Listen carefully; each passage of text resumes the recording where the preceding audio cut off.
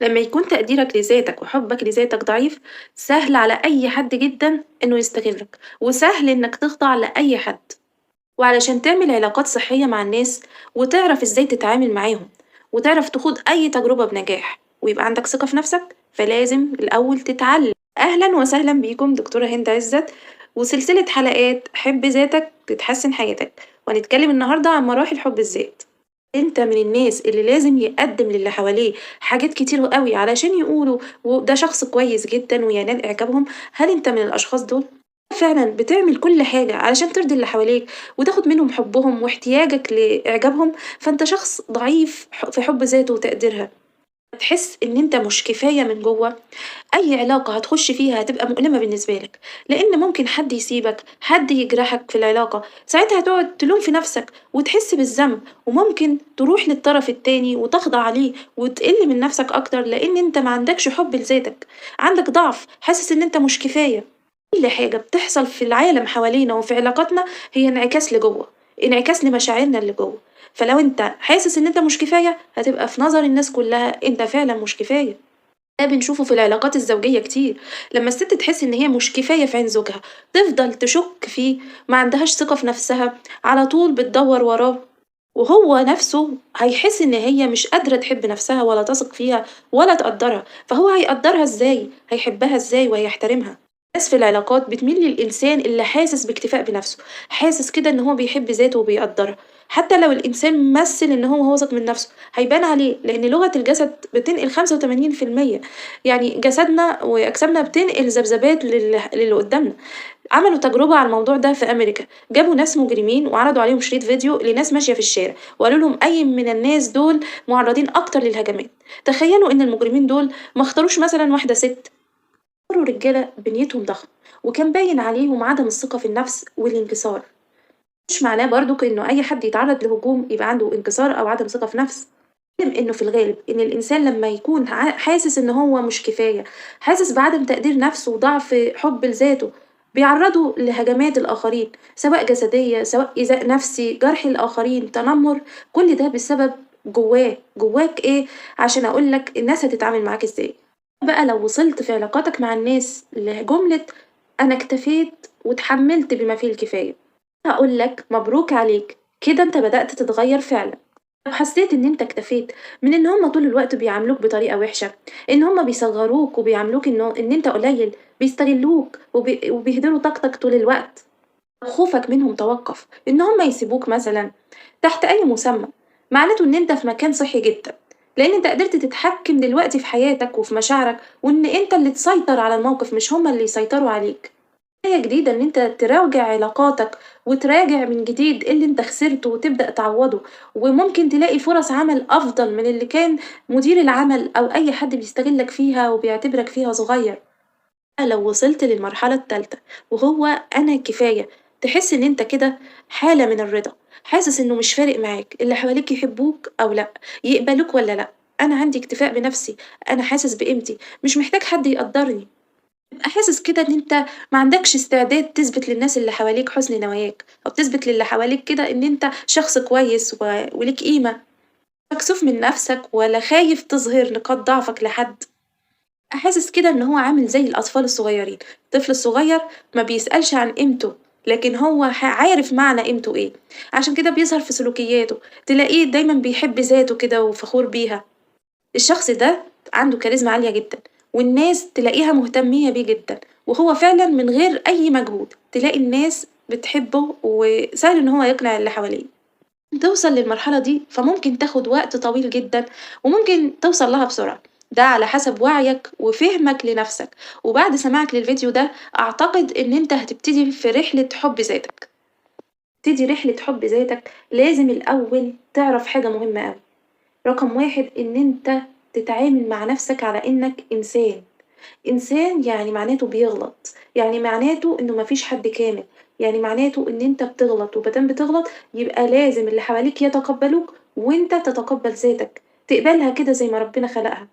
اسأل نفسك أنت محتاج إيه وعايز إيه، وهات ورقة وقلم وسجل، اكتب أنت عايز إيه ومحتاج إيه. من حقك تحس اللي أنت عايزه، من حقك تحب، من حقك تتحب، من حقك تتقبل، من حقك كل حاجة في الحياة لإن أنت اتخلقت في الحياة، فمش بعيد عليك إن أنت تحس إنه من حقك الاحتياجات الأساسية من حب، من احترام، من تقدير. مثلًا كتبت على الورقة إن أنت محتاج للحب، ابتدي اسأل نفسك أنا محتاج للحب، فأنا المفروض أعمل إيه؟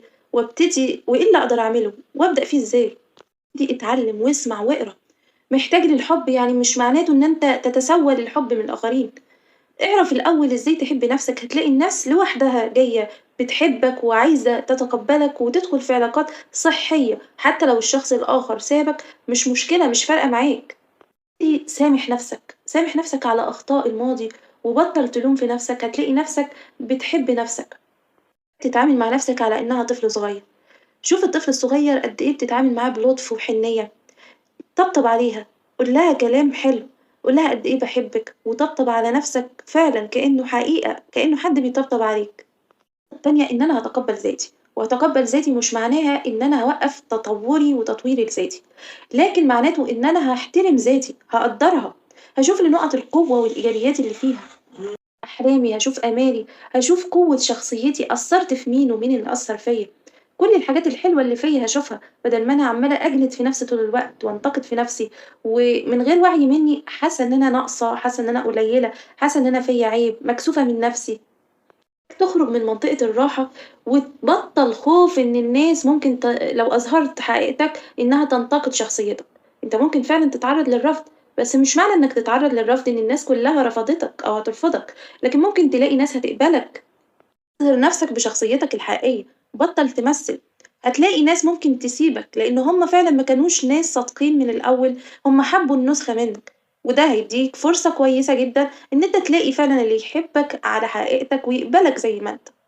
لكم على تمرين تعملوه مع نفسكم لو حسيتوا إن أنتم بتنتقدوا نفسكم كتير. اكتب ورقة عن قايمة بكل المميزات اللي فيك، الحاجات اللي أنجزتها ونجحت فيها، المميزات اللي في شخصيتك. قايمة عن ذكرياتك السعيدة، وعن المواقف الصعبة اللي قدرت تتحداها وتنجح فيها، عن عطائك مع الآخرين.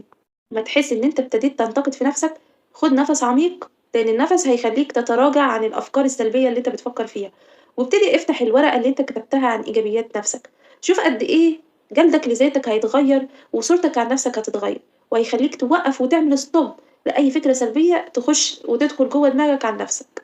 إنك غلطت في موقف، حاول تفصل ما بين هويتك والفعل اللي أنت عملته، يعني مثلًا ما تقولش أنا غبي، لأ ممكن تقول أنا اتصرفت بغباء، يبقى التصرف هو الشيء المنتقد مش شخصيتك. بطل تربط بين جملة أنا هاكون كافي لما أحقق كذا، بطل تربط بين تحقيق الأهداف والإنجازات والنجاح وبين قبولك لذاتك، يعني أنا هاقبل ذاتي سواء حققت الحاجة دي أو لأ، لأن كل ده بسبب الطفولة لما اتعرضنا للحب المشروط، لو عملت كذا أنا هادّي لك كذا.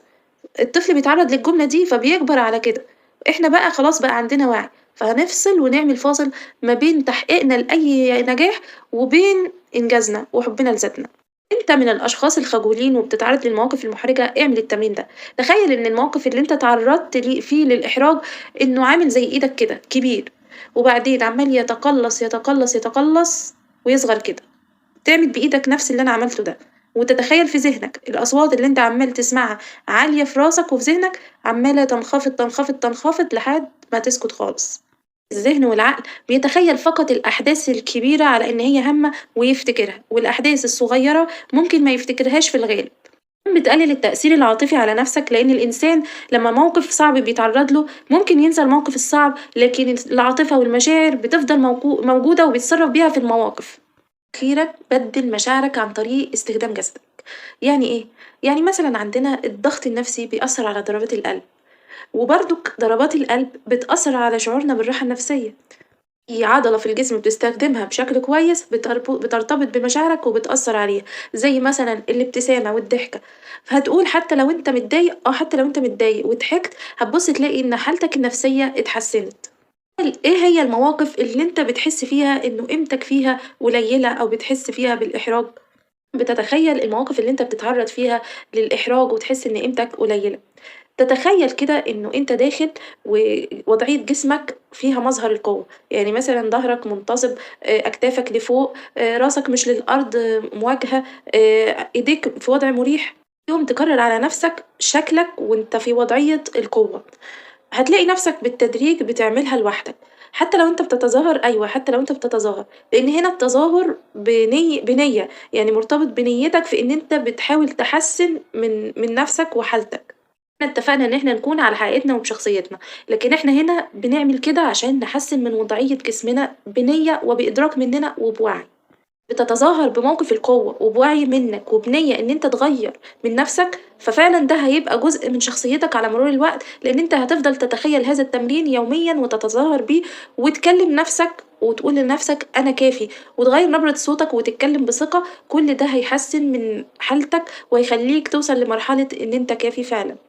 بيكم وأتمنى تشتركوا في القناة وتعملوا لايك لو عجبكم الفيديو.